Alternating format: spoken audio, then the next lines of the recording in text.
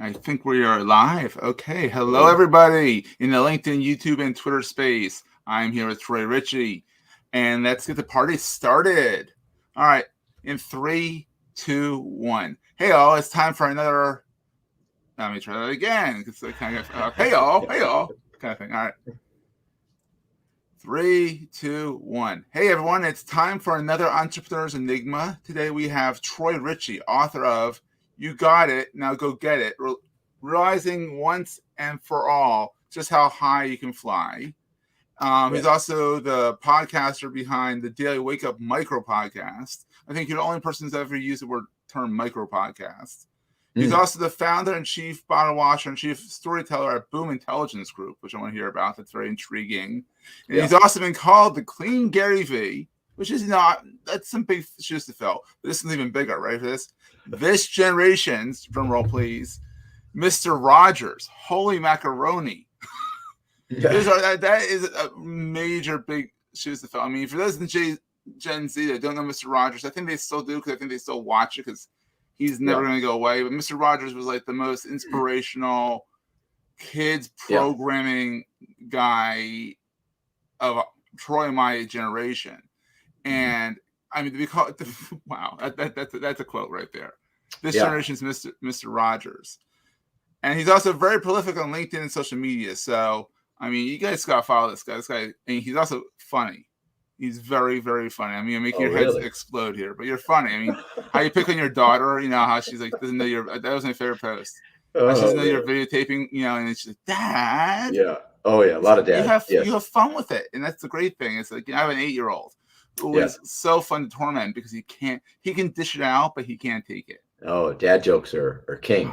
He rolls his eyes. He's like, Dad. I can't wait for granddad jokes. Oh, God. Well, I can wait for that. My kid's a little young. But yes, now, I have a question for you. You purchased the book. Is that right? I purchased the book as a Kindle. And I've read through it, and it's fantastic. And you really are the Mr. Rodgers of this generation. I do agree. Well, so let me ask you a question. Do you get the subtitle? A little bit, but you can expand upon it and lay in our audience. Two things. Anyone can write a book today, so I would encourage anyone figure out your 3-act structure and go write a nonfiction book. Especially you content creators, you know who you are. You're on the back of my book. I think they all have a book in them from the content that they produced, and but I wanted an editor, like a real editor, because you can upload a PDF to Amazon and you can sell a book and you can announce it to everyone. And so real authors, whatever that is, you're a journalist. Now it's all blurred. Now it's like, who's a real author? And they're upset. Like they've actually taken offense to their noble profession. And I'm out of that debate. I'm not going there on that debate because I want to encourage everyone to tell your story. Yeah. But I do value the talent and skills of editors.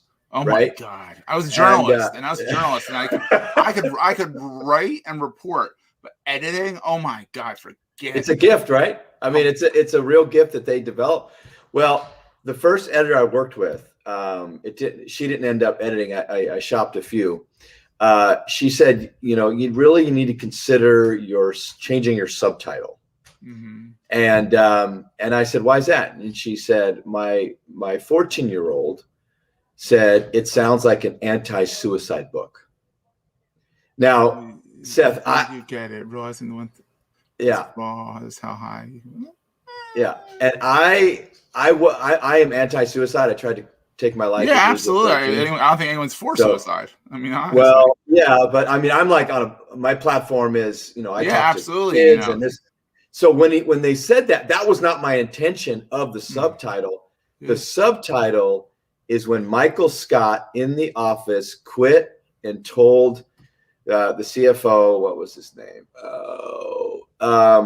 He told the CFO, "You have no idea how high I can fly." So it's more of a pop culture reference. I love it. So, but its dual purpose is anti-suicide, and it's The Office, and it refers to The Office. I love it. That's awesome. Yeah, because we all have a little Michael Scott in us. Yeah. Where we have these great grand plans of being a filmmaker, and stumble, stumble, stumble, offensive, rude, yada, yada, yada. And just the look on his face was like, you have no idea how high I can fly. Now, in the book, it's in there. If you read it, you have no idea how high I can fly.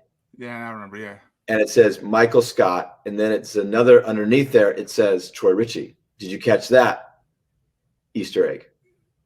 I did. I read the book when it first came out, so it's been a few. Well, it's been a little while here. It's another Office. It's another Office reference. Okay. You see, Wayne Gretzky has a quote that is, "You miss 100% of the shots you don't take." Yes, that's a very famous one. Yeah. So Michael Scott has it written on his whiteboard, and it dash Wayne Gretzky dash Michael Scott. Because I never really got into The Office. Yeah. So the Easter egg clearly went right over my head. Yeah. Really into The Office. Like, it was too deadpan for me. And I was like, my stepfather loves it. Everyone loves The Office. And I'm like, I couldn't get into it. Yeah. Well, that's the kind of humor that I have, is like, if you don't get it, that's okay. Every time I look at it, I like your humor. I like you. I like your humor. I get your humor. I just, The Office, I just was like, oh my goodness, one of the greatest shows. Yeah. Yes. Well, good. Fantastic. So yeah. Yeah, and I always appreciate your support. I'm a future filmmaker. I have not really stepped into that role, and it's because of the debt that I'm in. And so a lot of my talk to public high school students is around the importance of personal finance. One of the clients I'm working with is that's very important. Yeah, Copper Banking. I got to give them a shout out. They've created an app specifically for teens. Oh, and wow. So at night, I wake up at 4 a.m. So I go to bed like between 8 and 9. And last night we did a video shoot out at a high school for Copper Banking, and I didn't get to bed till like midnight. You were all out of whack. Oh, yeah. So, but we're telling these kids the value of savings and how to spend your money. And then here's a free mobile banking app for you to use. And they just ate it up. They took a financial literacy quiz. So I wish I had that as a kid. So I'm ADHD at the wazoo. And I love shiny objects, new toys. And my wife's like, Seth, what did you buy today? And my thing is like, I've never been very good with finance. My wife's fantastic at it, thank God. Good. I married into some good finance, which is a good idea. Yeah. But like, I get it. I wish it's more hit home, and hopefully it will be more hit home with my son's generation, because it's huge. Is he considered Gen Z? Oh, he's at the bottom. He's 8. Okay. So he's still okay. Yeah. He they're very acts like one too. Oh, he acts like one too. Oh yeah. No, he tries to sell he draws a picture and tries to sell it to us. Yeah. Does he have a phone?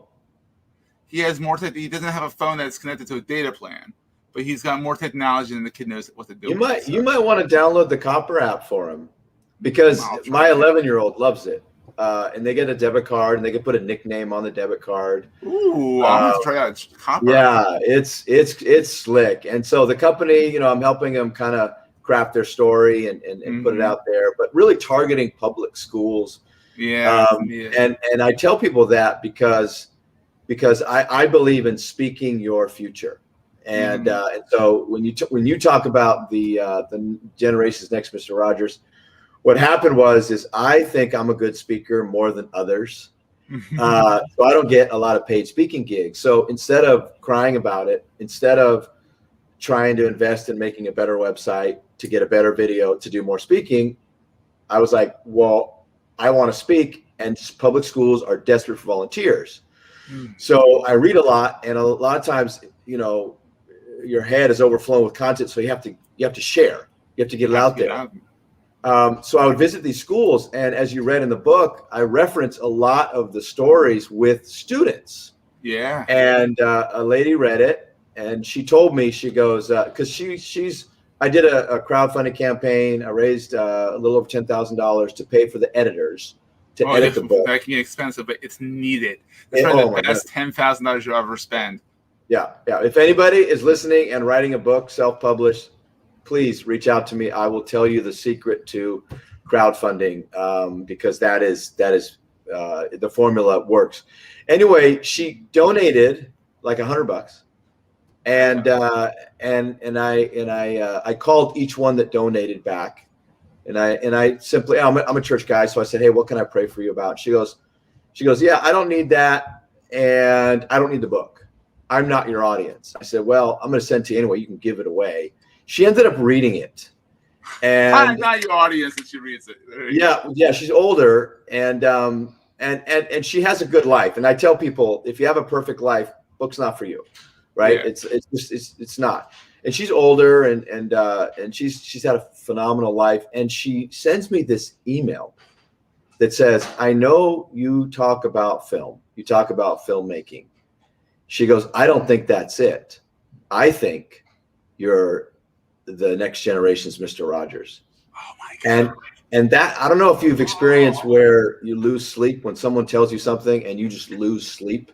That would make you lose sleep. That's stuck with me. I mean, it really like everything, it shook everything in me. Now, I like to tell stories and this and that, but so I started reading more about Mr. Rodgers, and I started really, I've seen the show, but someone that grew up bullied, someone that grew up on the big island of Hawaii with fair skin, I was bullied the other way because I was too white, and just growing up, I became a fighter, and what I've learned from Mr. Rodgers is he's a very peaceful man, and when you have peace inside, it translates better to who you're talking to, whatever audience, whether it's adults, whether it's, even though I like to fight, big chip on my shoulder. We as Americans like to fight. All the movie industry is about that, underdog and rise up to beat up the bully. So then the bully becomes the bully. Okay. And so that's what I'm learning about Mr. Rodgers is his ability to stay calm, his ability to have peace. And you've seen our world. Pick a side or else. It's a fight. Everyone's fighting. So that's where the Mr. Rodgers comment came from. The clean Gary Vee. I didn't know who Gary Vee was, and people kept telling me that, and I looked him up, and phenomenal talent. Oh, he's a fantastic guy. I've met him before. I would love to debate him about profanity. He's a sweetheart. He's a sweetheart too. But he is until you ask him not to swear. Yeah, have you seen some of his videos? Yeah, exactly. Yeah. A teacher came up and asked him and said, hey, could you ask your daughter not to use profanity in class? And he's like, I don't give a. I'm just like, if I'm that second grade teacher, I've got someone in my class swearing all the time. The other kids are going to be, they're going to start to swear. And it just, I would love to debate him. On the he's way above my, pecking order, whatever. But I'm just curious. So accessible, though. He's so accessible, though. You could probably ask him to talk to him about that, and he would talk to you. I don't know. I would love to. You know what, Seth? Arrange it. I don't like the angry. I'll move my pawns around so I can do it. I don't like the angry debates. I like conversations where let me see your side. I'll show you my side in a civil manner, and people that watch can make their own decisions. But on all my posts, the most reaction is when I tell content creators not to use profanity. That is the biggest. They go like uproar. What the F? Well, they don't think that I have I need to say that. And my point is that if you're going to use profanity, you will lose a portion of your audience. Yeah, and also a well-placed F-bomb is good. And overusage of it loses its shock value completely. Now, what's interesting that you say that, because the F word is a trigger word. It is. And to use it is to elicit or incite. That's Tony Robbins' strategy. Mm-hmm. And my point is that if I can reach as close to 100% of an audience by just removing words, because remember, I'm a words guy, then why don't I sacrifice my speech? Because the argument is, well, you're being inauthentic. And I just don't agree. But the fact that I don't agree with that either. If that's not you, and that's especially, you might not like curses, and that's great. But if that's not you, and you're not into the curses, that's not inauthentic. If anything, that is authentic, because that's who you authentically are. Well, let me challenge you on that. If you do swear, and you don't on camera, they're saying it's inauthentic. And what I'm saying is, it's not inauthentic that I wear clothes. Yeah. I don't need to be naked to be authentic. Like, we have self-censorship that, Yeah. and if you look at a Mr. Rodgers, he'll hold his tongue and not use words, even though it could be a great trigger. And so for someone that doesn't swear, I really am having fun with my next book. My ebook is being released. Oh, I can't wait. Don't be a son of a pitch, because I don't swear. Oh, but also you can also, people who curse don't realize you can actually get creative with the non-curse curse. It's like, it's people know what you're saying, know what the curse you're saying, but appreciate that you didn't actually use it. And something like son of a pitch. Yes. You're like, that's good. That's good. That's a dad thing, but that's a good one. I like that. You know, I asked my mom what she thought. She approved, and I was like, sweet. Let's go. Getting mama's approval. That's important. That's important.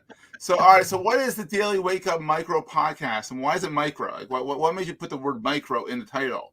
I mean, well, are you familiar with? Are you familiar with Seth Godin? Yes.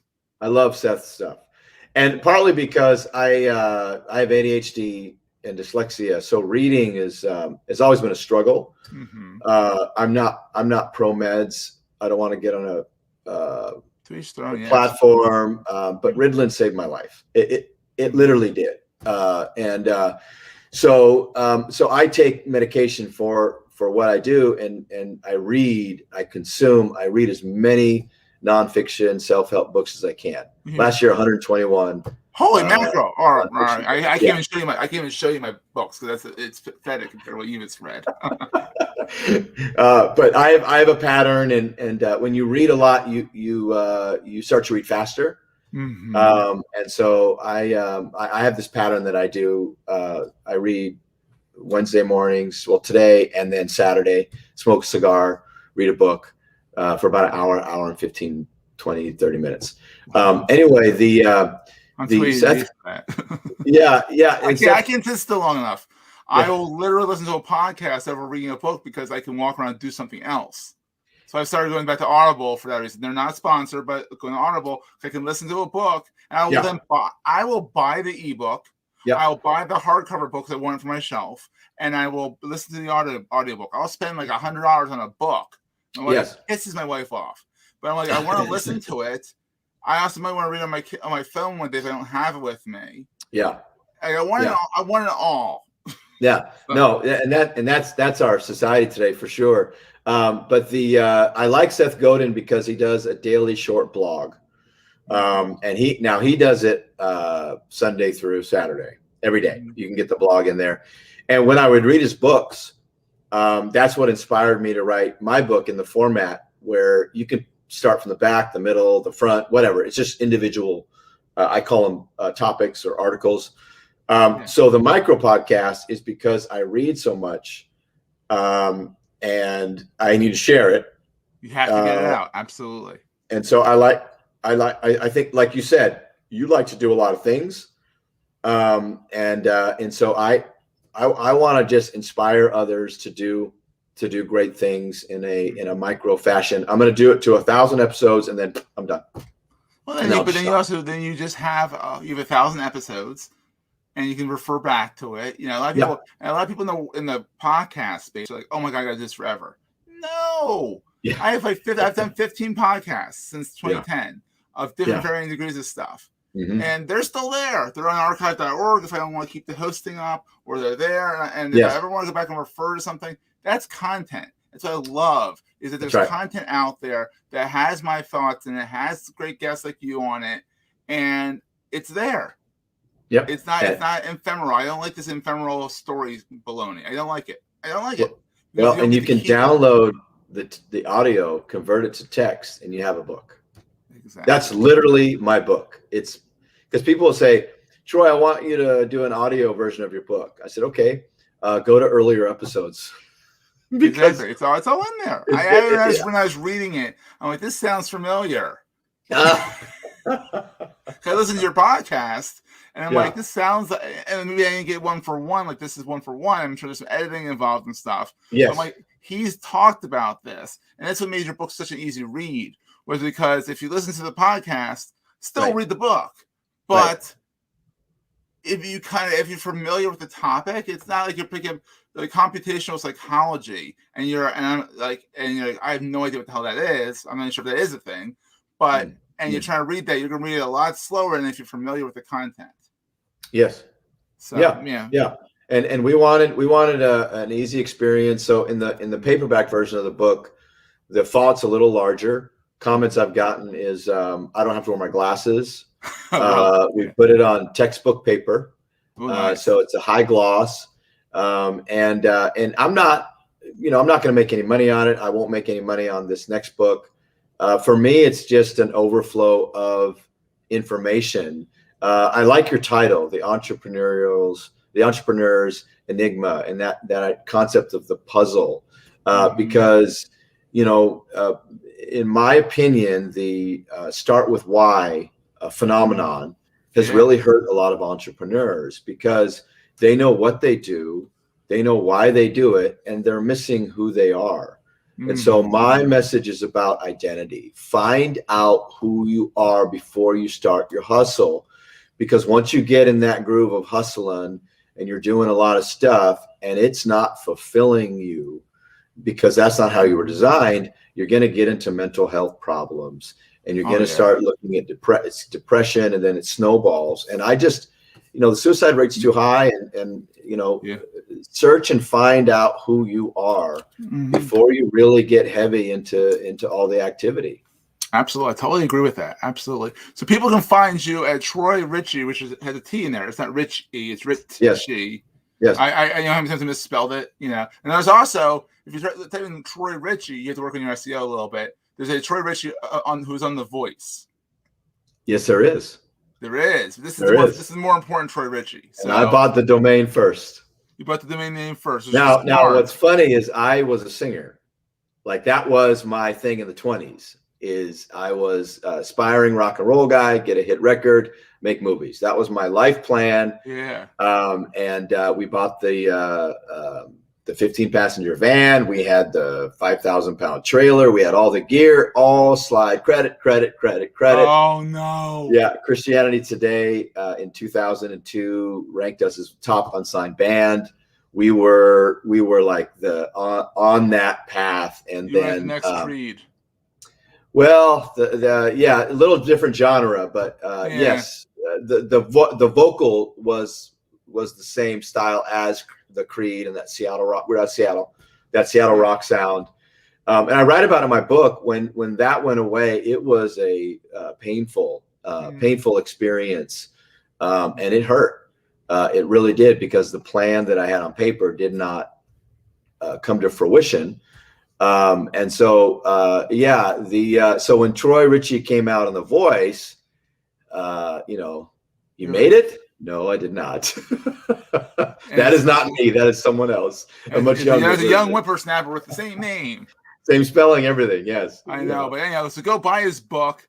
It's not expensive. It's a great read. And also listen to his podcast, because it'll help you read the book backwards and forwards. It's great. Yeah. I love it. I love it. And also check him out on LinkedIn, on all social media. He is a nut and a riot, and it's awesome. And you really are the clean Gary Vee. Like you have the same kind of passion and hyperness, and which is not a bad thing. You have the superpower that's ADHD, and you seem to have gotten the hang of it to a point where you're able to capitalize on your strengths, which is what I always tell my son, who's ADHD as well. I tell him that, look, this is not a disability. Right. It might be a setback here, but if you can learn how to harness it, you're thinking about things that other people can't come up with. Absolutely. You're so outside the box. Like my wife thinks like this in a straight line. I'm like, woo, big squiggle mark.